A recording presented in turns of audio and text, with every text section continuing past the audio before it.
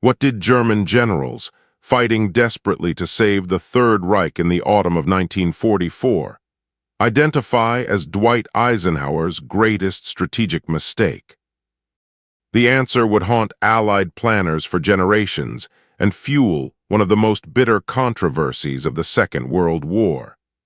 This is the story of a decision made in September 1944 that may have extended the war by 6 months and cost hundreds of thousands of lives. September 4, 1944. Supreme Headquarters Allied Expeditionary Force, Granville, France. General Dwight D. Eisenhower, Supreme Commander of Allied forces in Europe, made a decision that would elate some of his generals and enrage others. He ordered his armies to advance on a broad front across Western Europe rather than concentrate forces for a single decisive thrust into Germany. To the German High Command, watching their defenses crumble after the catastrophe in France, Eisenhower's decision was a miracle, an unexpected reprieve that would allow them to rebuild, regroup, and prolong the war through a winter of unprecedented bloodshed. To understand why German generals considered Eisenhower's broad front strategy his greatest mistake, we must first grasp the extraordinary situation in early September 1944. The Wehrmacht was in full retreat. Operation Overlord had succeeded beyond Allied expectations. The breakout from Normandy had shattered German resistance in France. Paris had been liberated on August 25th. American, British, and Canadian forces were racing toward the German border with seemingly unstoppable momentum. The German Army Group B, commanded by Field Marshal Walter Model, had suffered catastrophic losses in France.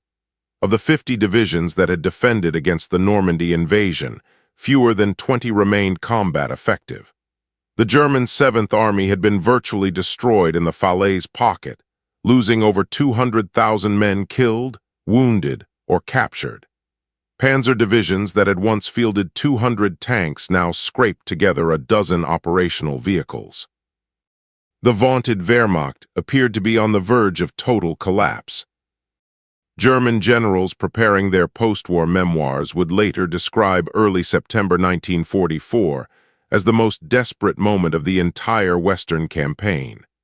General Gunther Blumentritt, Chief of Staff to Field Marshal von Rundstedt, wrote, "We had no coherent defensive line.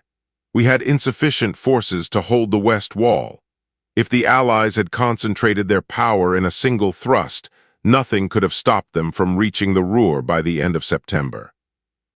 That single concentrated thrust was exactly what Field Marshal Bernard Montgomery proposed. Montgomery commanded the 21st Army Group, British, Canadian, and Polish forces that had liberated Brussels on September 3rd and were advancing into Belgium and the Netherlands. The British Field Marshal believed he saw the path to victory clearly: concentrate Allied armor and infantry in the north, drive through Holland, cross the Rhine, and thrust directly into the Ruhr industrial region, the heart of German war production. Seize the Ruhr, Montgomery argued, and Germany could not continue fighting. The war would be over by Christmas. Montgomery's plan had a ruthless logic. It would place the full weight of Allied power, 40 divisions, thousands of tanks, complete air superiority, on a narrow front where German defenses were weakest. It would bypass the heavily fortified Siegfried Line that protected Germany's western border. Most importantly, it would maintain the momentum that had carried the Allies from Normandy to the German frontier in just 3 months. But Montgomery's plan had one critical requirement. He needed priority for supplies. Every gallon of fuel, every shell, every ration would have to be diverted from other Allied armies to sustain the northern thrust. American generals Omar Bradley and George Patton, commanding the 12th Army Group driving toward the Saar and southern Germany, would have to halt their advances and hand over their supplies to support British-led operations.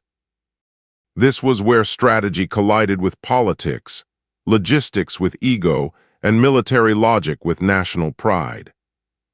General George S. Patton, commander of the United States Third Army, received the news on September 5th at his headquarters near Chalons-en-Champagne. His armored divisions, having raced across France faster than any army in history, were being ordered to halt. Fuel allocations were being cut. Ammunition deliveries were being reduced, all to support Montgomery's drive in the north. Patton's reaction was explosive and unprintable. His Third Army had advanced 400 miles in 30 days, liberated vast swathes of France, and reached the Moselle River barely 50 miles from the German border. His tank commanders reported enemy resistance collapsing, roads open, victory within grasp. And now Eisenhower was ordering them to stop so the British would have the glory of ending the war. The argument that erupted in early September 1944 would define Allied strategy for the remainder of the European war. It pitted Montgomery's single thrust against what became known as the broad front strategy, advancing all Allied armies simultaneously across a 400-mile front from Switzerland to the North Sea. Montgomery argued with characteristic certainty that only concentration of force could deliver decisive victory. "We have now reached a stage where one really powerful and full-blooded thrust toward Berlin is likely to get there and thus end the German war," he wrote to Eisenhower on September 4th. He dismissed concerns about his flanks, supply lines, or German resistance. Give him the resources, Montgomery insisted, and he would end the war in weeks. Eisenhower faced pressures that Montgomery either did not understand or chose to ignore. The Supreme Commander answered to combined American and British political leadership. He commanded armies from multiple nations with competing interests and pride. He managed a coalition held together by diplomatic skill as much as military necessity. Giving Montgomery everything he demanded meant sidelining American generals who had proven their capabilities in France and whose armies represented the growing dominance of American military power. Moreover, Eisenhower harbored doubts about Montgomery's operational judgment. The British Field Marshal's caution during the Normandy campaign had frustrated American commanders. His tendency to claim credit while deflecting blame had created resentment. His absolute certainty about his own correctness made Eisenhower suspicious of plans that brooked no compromise or contingency. On September 10th, Eisenhower met with Montgomery at Brussels to resolve the dispute. The meeting held at Montgomery's headquarters quickly became heated. Montgomery pressed his case with characteristic insistence.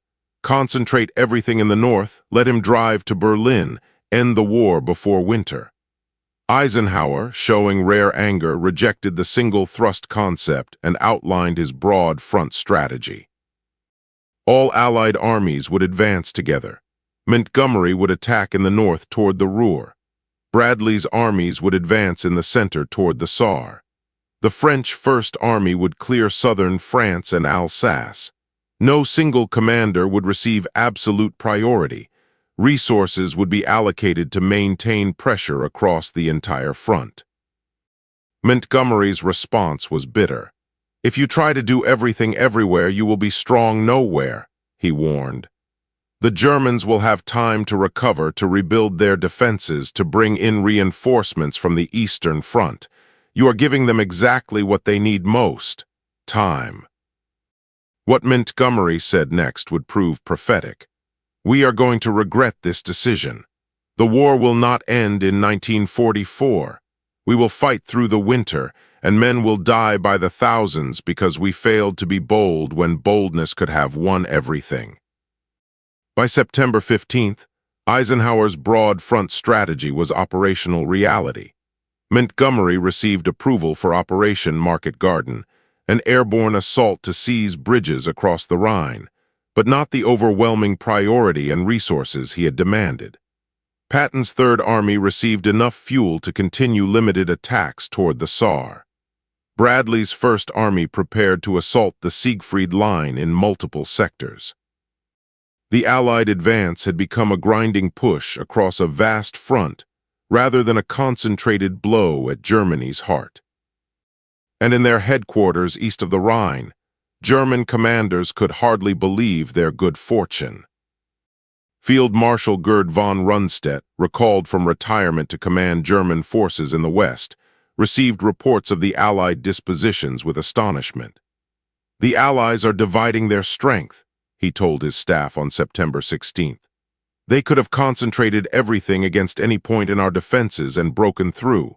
Instead, they are attacking everywhere and strong nowhere. They have given us time to rebuild, time to bring reinforcements, time to prepare the West Wall defenses." General Siegfried Westphal, von Rundstedt's chief of operations, was more direct in his assessment.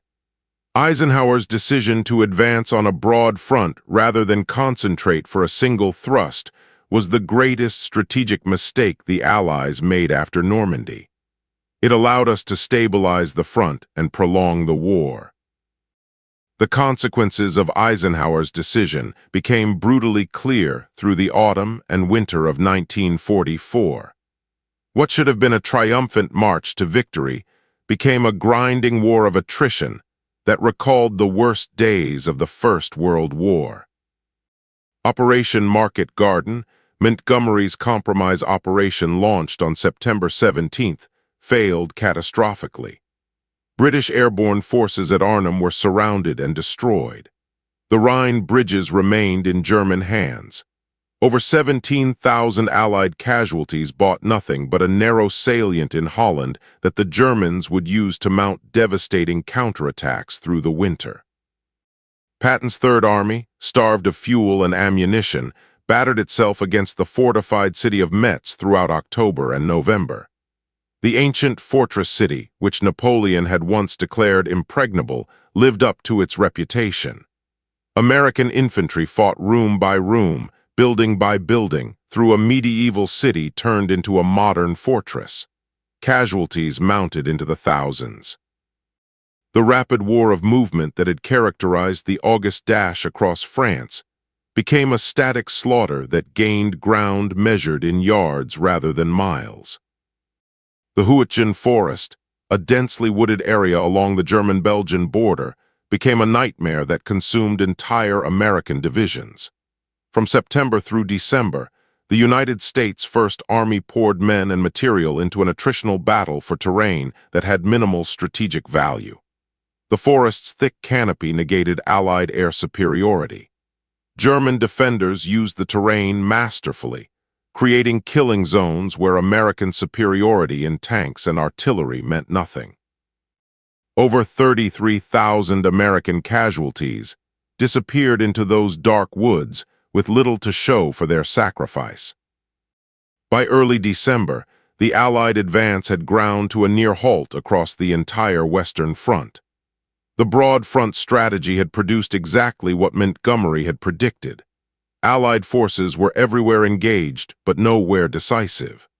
The Wehrmacht, given precious weeks to reorganize, had reconstituted shattered divisions, brought in reinforcements from the Eastern Front, and established coherent defensive lines along the German border. German war production, which Allied intelligence had confidently predicted would collapse after the loss of France, continued at near-peak levels. The Ruhr industrial region, which Montgomery had proposed to capture in September, remained firmly in German hands, churning out tanks, artillery, and ammunition. Albert Speer, Hitler's armaments minister, performed logistical miracles that kept weapons flowing to the front despite Allied bombing and territorial losses. And then came the crisis that proved how completely Eisenhower's broad front had failed to deliver decisive victory. The Battle of the Bulge.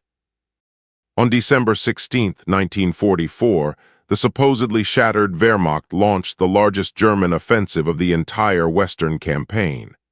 25 divisions, over 400,000 men with nearly 1,500 tanks and assault guns, smashed into thinly held American positions in the Ardennes forest. The German offensive achieved complete tactical surprise. American units were overrun, surrounded, or shattered. Within 48 hours, the Germans had torn a 50-mile gap in Allied lines and were driving toward the Meuse River. The attack that Allied intelligence had deemed impossible was happening because Eisenhower's broad front strategy had failed to destroy German offensive capabilities when the opportunity existed.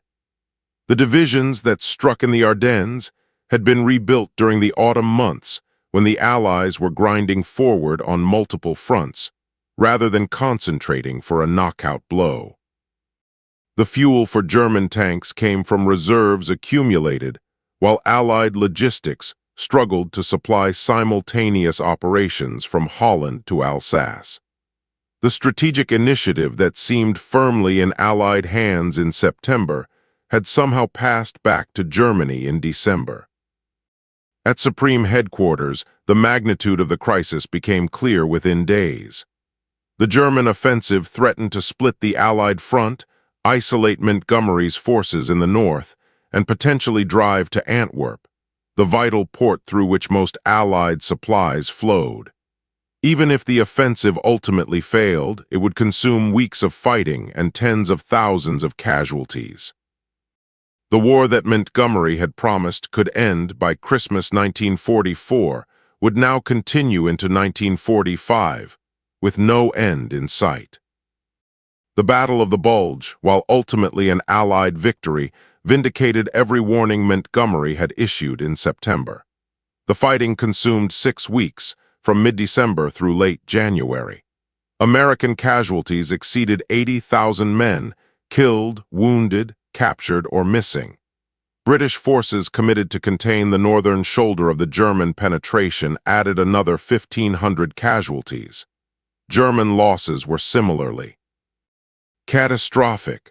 Over 100,000 casualties and the destruction of the rebuilt armored reserves that might have delayed the final Allied victory by months. But the battle's significance transcended the casualty lists. It represented the cost of Eisenhower's strategic choice in September. German generals interrogated after the war were unanimous.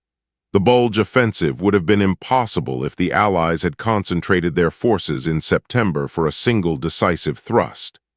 The divisions committed to the Ardennes counteroffensive were being organized and equipped in October and November, while the Allies dispersed their strength across a broad front. General Alfred Jodl, chief of the Wehrmacht operations staff, testified at his war crimes trial in 1946. If Montgomery had been given the resources he requested in September for a concentrated drive through Holland to the Ruhr, our situation would have been hopeless. We had no reserves to stop such an offensive. The West Wall was not yet fully manned. The Ruhr would have fallen, and with it, our ability to continue the war. Eisenhower's decision to advance on all fronts simultaneously saved us. Field Marshal Wilhelm Keitel, chief of the German High Command, was more blunt in his interrogation by Allied intelligence officers. Eisenhower's greatest mistake was not following through with the momentum after France. You had us beaten in September. Then you gave us time, and time was all we needed. Even German commanders who fought the final desperate battles of 1945 acknowledged the opportunity the Allies had missed. General Hasso von Manteuffel, who commanded the 5th Panzer Army in the Bulge offensive, stated in post-war interviews, "The single-thrust strategy could have ended the war in 1944. The broad front strategy extended it into 1945 and cost both sides hundreds of thousands of casualties that need not have occurred." The military historians would debate Eisenhower's decision for decades. Some defended the broad front as logistically necessary. Supply lines stretched from Normandy could not support a concentrated 40-division thrust deep into Germany. Others argued political realities made Montgomery's plan impossible. American public opinion would not accept British leadership in the final victory, while American armies sat idle. Still others suggested Eisenhower's caution was prudent given intelligence uncertainties about German reserves and capabilities. But the German generals who fought against the decision had no such doubts. In their eyes, Eisenhower had made a catastrophic mistake in September 1944 that transformed an achievable quick victory into 6 more months of grinding attrition. The war's final months proved their assessment. The Allied advance resumed in February 1945 with the same broad front strategy. German resistance, though ultimately futile, remained fierce. The Rhine crossings in March cost thousands of casualties. The reduction of the Ruhr pocket in April consumed valuable weeks. American and British forces did not link up with Soviet armies until May 2nd, 8 months after Montgomery had predicted the war could end, with a concentrated September offensive. Those 8 months cost the Western Allies over 250,000 additional casualties. German military and civilian deaths in the final months of the war numbered in the hundreds of thousands. The Holocaust continued, killing tens of thousands more Jews, Roma, and other victims of Nazi genocide. The Red Army's advance into Central Europe established Soviet control over territories that would remain behind the Iron Curtain for 45 years. All consequences, German generals argued, of a strategic decision made in September 1944 that gave them the time they desperately needed and did not deserve. When Germany finally surrendered on May 8, 1945, the debate over Eisenhower's September 1944 decision immediately became one of the most controversial issues in military history. Montgomery, in his memoirs and in countless interviews, never wavered from his position. The war could and should have ended in 1944. The decision to adopt a broad front strategy was strategically wrong and resulted in the war being prolonged with all the attendant loss of life and destruction. Eisenhower defended his choice with equal certainty.